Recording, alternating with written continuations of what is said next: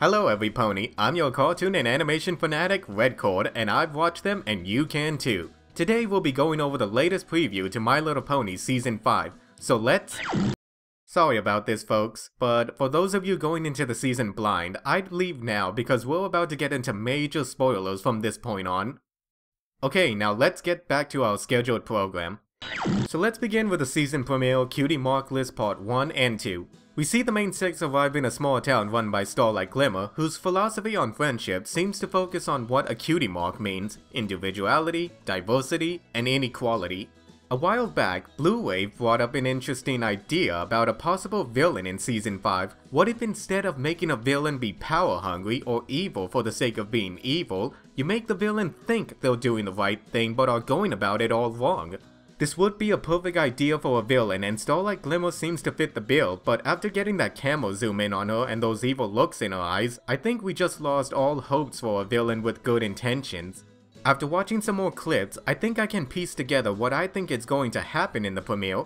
The main six will arrive in a new town and see how equal and happy everyone is without a Cutiemark.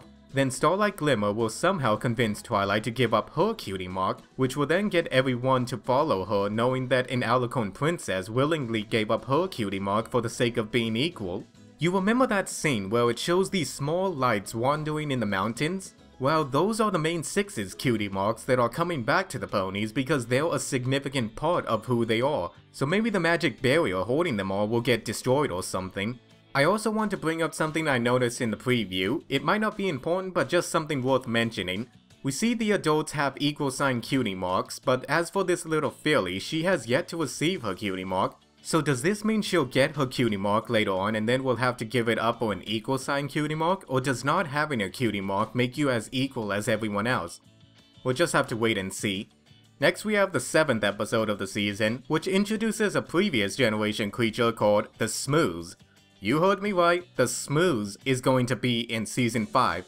For those of you that don't know, the Smooze is a purple semi-sentient gunk created by the 3 witches at the Volcano of Doom in Generation 1 My Little Pony the movie. I'm not sure how this is going to play out, but it looks like another Best Night Ever episode, only this time we get Discord and the Smooze arriving. Can't wait for that episode. And last but not least, the 100th episode of My Little Pony. Basically, the background characters are going to be in the foreground now. I can't say much about the episode, but I think I might know when it will come out. We currently have 91 episodes of My Little Pony, and with the season premiere airing on April 4th, that brings the total to 93.